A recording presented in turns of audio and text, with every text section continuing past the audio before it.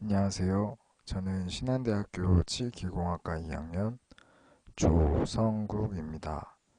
오늘은 총이치기공학 중압의치로부터 모형 제거와 의치의 다듬질 및 연마라는 주제로 15주차 선행학습 발표 영상을 준비했습니다.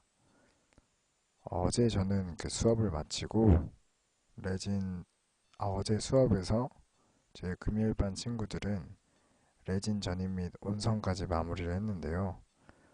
한 명의 친구들도 다친 친구 없이 잘 마무리가 되어서 다행이라고 생각합니다. 저는 수업을 마치고 나서 제 학교에 남아서 중화부치로부터 이제 모형을 제거했고요. 석고까지 다 제거하는 단계로 마무리를 했습니다. 그런데 다듬질과 연마에 대해서는 아직 어떻게 해야 될지 몰라서 선행학습 강의를 듣고 다음 시간에 제대로 한번 해볼 생각입니다. 오늘은 그 6월 3일, 지금 현재 시각은 오후 4시 30분이 되어가고 있는데요. 주말이기도 하고 날씨가 참 좋아서 마음이 상당히 편안합니다. 다만 제 몸 상태가 계속해서 좋지 않아서 병원에 잠깐 다녀왔는데요.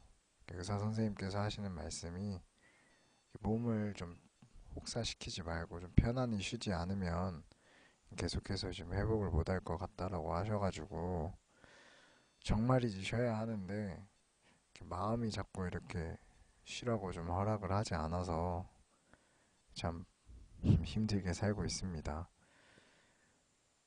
어, 이제 6월이 다 시작이 됐어요. 이제 한 학기가 마무리가 되어가는 시간인데 저는 마지막까지 좀 최선을 다해서 유정의 미를 거두도록 하겠습니다. 이제 곧 있으면 또 시험 기간이 다가오는데요. 하고 여러분들께서도 다가오는 시험 준비에 최선을 다하실 수 있도록 응원하겠습니다. 본격적으로 이제 발표를 시작하도록 하겠습니다. 레진의 전입과 온성이 끝나면 중합된 의치로부터 모형을 제거해야 합니다. 상악 의치상에는 순축 변연부와 상악 결절 협축부에 언더컷이 많고요. 하악 의치상에는 구치부 설측 후방 변연 부위에 언더컷이 있습니다. 교수님께서 말씀을 하셨듯이 사함과 하함을 분리할 때도 그렇고 모형에서 질상을 분리할 때도 그렇고 무리한 힘을 가하면 언더컷 때문에 파절이 되는 경우가 많으므로 조심스럽게 작업을 해야 합니다. 만약 파절이 되면 정말 처음부터 다시 해야 되는 불상사가 일어날 수 있으니까 하고 여러분들께서도 주의를 하시길 바랍니다. 모형을 제거할 때는 매몰제 제거 시와 같이 덩어리로 분할하는 것이 좋습니다. 왜냐하면 덩어리로 떼어내게 되면 레진 의치상면이 보다 깨끗하게 되기 때문입니다. 모형을 분할할 때는 후방 부위 외측부터 제거하기 시작해서 하악은 반드시 혀 공간 부위를 먼저 제거해야 합니다. 저는 어제 저녁에 남아서 작업을 해서 이 말이 무엇인지 조금은 지금 이해가 가는데요. 왜 혀 공간 부위를 먼저 제거해야 하냐면 의치상의 압력이 가해지기 때문입니다. 저는 망치를 이용해서 조금씩 제거를 하다가 핸드피스에 아, 그 모터에다가 핸드피스를 연결해서 덴초용 뻘을 연결해서 살짝 제거를 하고 다시 망치를 이용해서 조금씩 제거를 했는데요. 모형을 제거하는 기구에는 라운드퍼나 톱, 석고, 칼, 기공용 가위 또는 석고 가위 등의 기구가 있으니까 참고하시면 되겠습니다. 그리고 만약에 떨어지지 않고 이렇게 남은 조그만 형태의 모형제는 샌드 블라스터나 스톤 포인트, 라운드 버 등을 이용해서 깎을 수 있고요. 조직면에 붙어있는 모형제 찌꺼기의 경우는 석고 용해제로 녹여낼 수 있다고 합니다. 또한 초음파 세척기를 사용할 수 있다고 하는데요. 초음파 세척기의 경우에는 열이 발생되어서 의치상의 변형을 초래할 수 있으므로 주의를 해야 한다고 합니다. 지금부터는 교수님께서 제공해 주신 프레지 화면을 보면서 다시 한번 설명을 드리도록 하겠습니다. 네, 선택 삭제 지난 시간에 했던 거고요. 모형을 분할할 때는 후방부의 외측부터 제거하기 시작하여 하악은 반드시 혀 공간 부위를 먼저 제거해 주어야 합니다. 그래야만 의치상에 쐐기식 압력이 가해지지 않기 때문입니다. 모형을 라운드 버나 톱을 이용하여 절단선을 형성하고요. 가급적 깊게 하는 것이 모형을 제거하기 좋으나 너무 깊게 하면 의치상이 손상될 수 있으므로 주의해야 합니다. 특히 톱을 이용할 때는 의치상의 변연부나 구개부를 같이 자르는 경우가 있으므로 모형 삭제 분진을 제거하여 깊이를 확인하면서 작업을 해야 합니다. 절단선의 끌이나 석고칼, 기공용 가위, 석고 가위 등을 사용해서 모형을 비틀거나 압력을 가해 덩어리로 떼어내는 것이 좋습니다. 네, 그림 20-4처럼 저 역시 지금 A 그림을 보시면 저 부분에 조각이 남아 있어요. 네, 저 부분에 있는 조각을 제거하는 것이 상당히 많이 어려웠는데요. 20-4의 설명처럼 일부 모형 조각이 남으면 남은 조각에 다시 분할선을 만들어 역시 덩어리로 제거하는 것이 가급적 의치상면을 깨끗하게 하는 방법이라고 합니다. 이때 떨어지지 않고 남은 피막형의 모형재는 샌드 블라스터나 스톤 포인트, 그리고 라운드 버 등으로 깎아낼 수밖에 없고요. 이러한 경우는 의치상의 인상면의 손상을 피할 수 없으며 유지력 약화에도 영향을 줄 수 있다고 합니다. 사실은 연마면만의 연마하는 원칙이 하나 있는데 연마 역시 연마면만 연마를 하는 것이 원칙입니다. 따라서 지금 이렇게 조직면 같은 경우에는 사실은 라운드버나 스톤 포인트를 대는 것은 좋지 않다고 할 수 있어요. 네, 다음은 이렇게 치상에서 모형 제거. 조직면에 붙어있는 모형재 찌꺼기는 석고 용해제로 녹여낼 수 있으며 초음파 세척기를 사용하면 효과적이지만 열이 발생되어 치상이 변형될 수 있으므로 주의해야 합니다. 네, 다음은 이제 다음인데요. 다음은 의치의 다듬질입니다. 의치의 다듬질은 모형으로부터 중합된 의치를 분리한 후에 시행하는 작업으로 레진 전입 시 상암과 하암 사이로 밀려나온 여분의 레진 및 레진 알갱이를 제거하고 의치의 최종 형태와 두께가 갖추어지도록 형성하는 과정입니다. 의치를 다듬질할 때는 외형이 손상되지 않도록 하고 의치상의 변형 부위의 형태와 두께는 인상체의 변형 부위에서와 동일한 상태로 보존되어야 합니다. 팍싱이 완전히 잘 되었고 납의치상의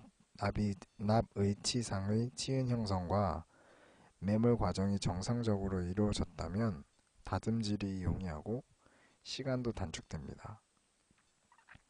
저는 어제 실습을 마치고 정리까지 한 뒤에 남아서 작업을 했다고 말씀을 드렸었는데요.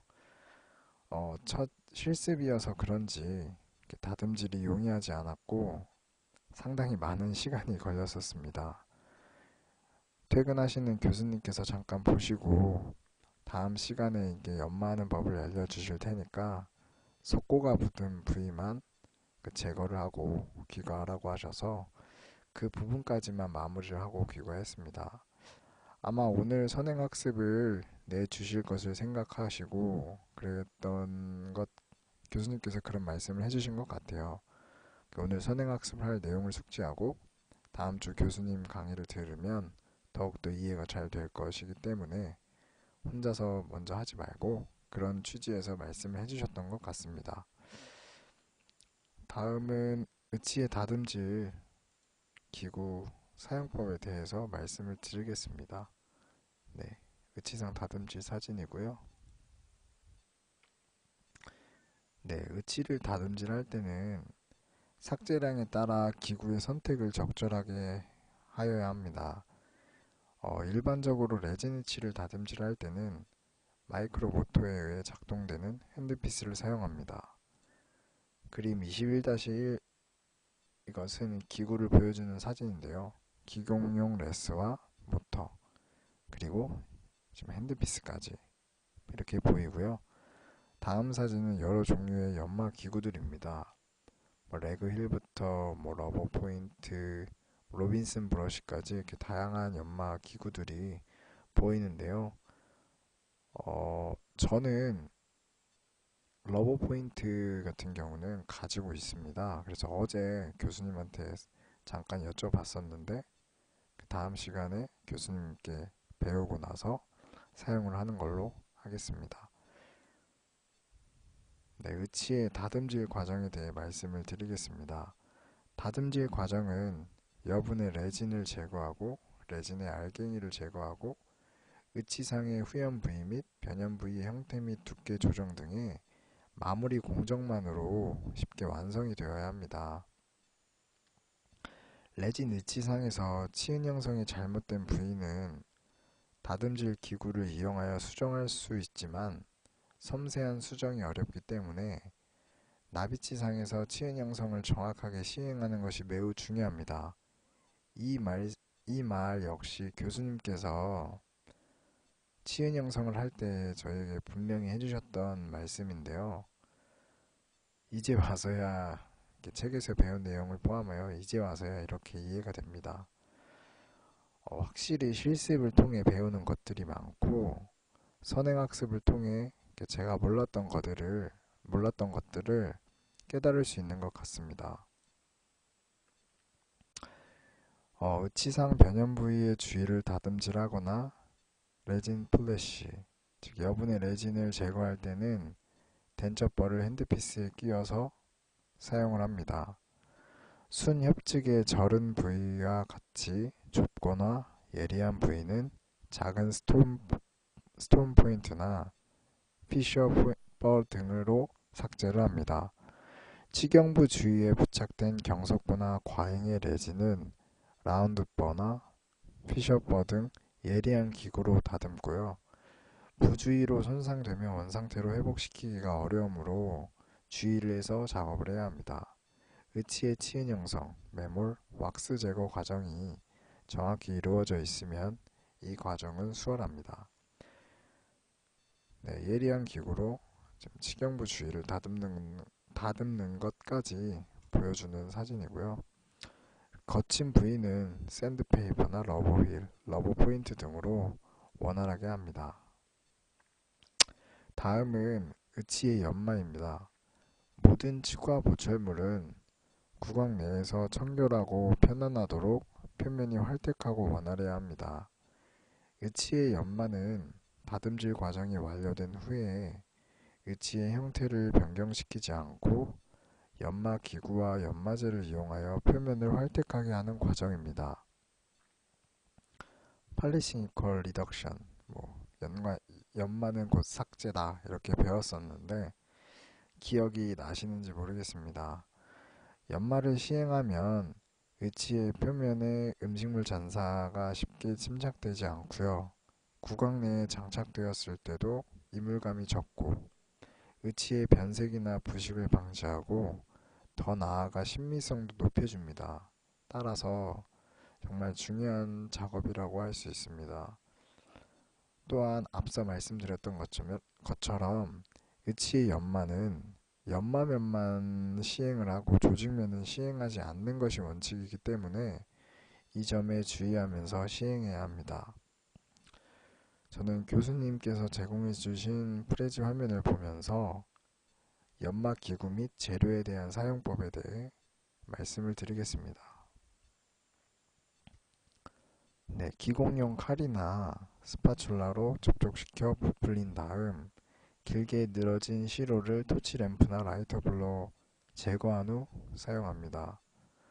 순측과 협측의 치간 부위의 깊은 곳을 연마할 때는 충분한 양의 젖은 퍼미스를 도포하여 레그 힐로 연마하는데 퍼미스가 쉽게 씻겨 나가므로 계속적으로 도포하면서 연마합니다.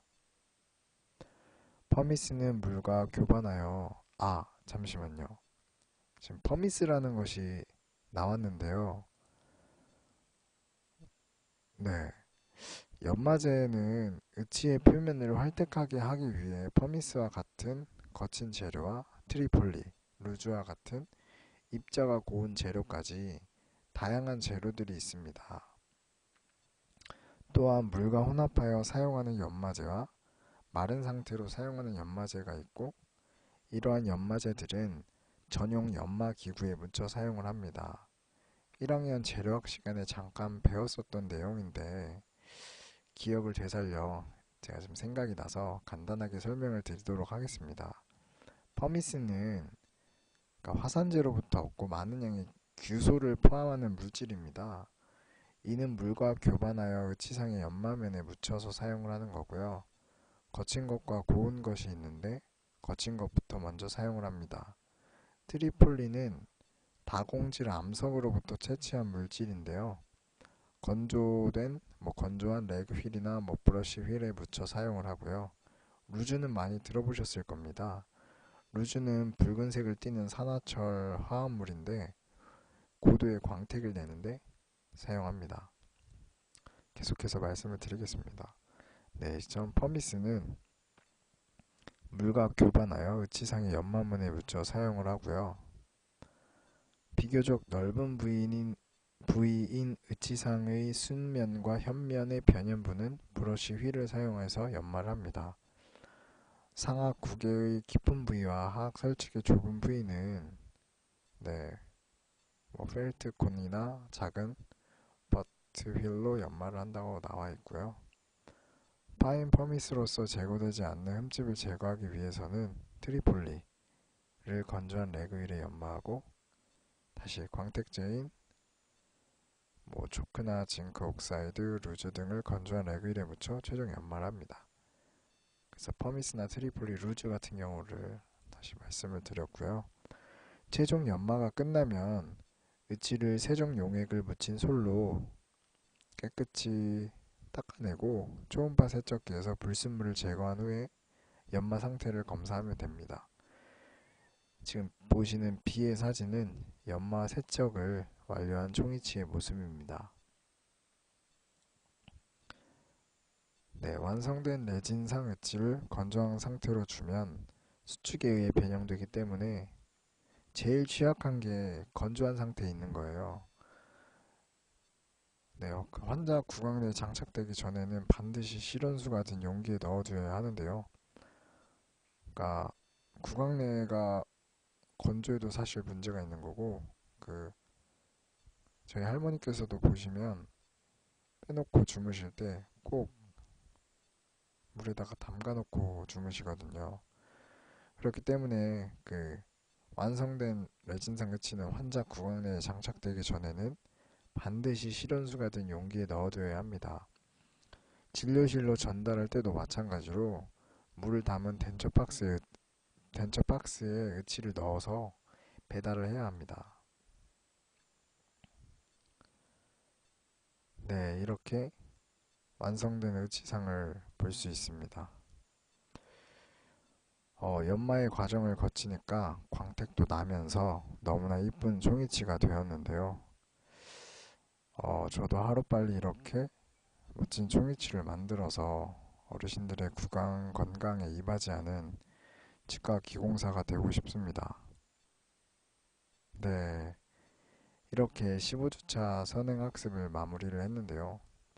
뒤에 있는 영상은 재생 문제도 있고 저작권에 의해 유튜브가 올라가지 않는 그런 것 같아서 제외를 했습니다. 15주차 선행학습을 하면서 이렇게 느낀 점을 간략하게 말씀을 드리면,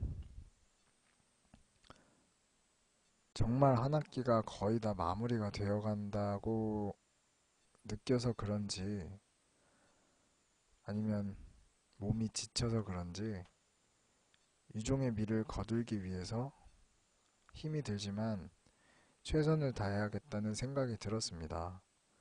그리고 올해 2017년은 제 올해 20대 마지막 해인데요.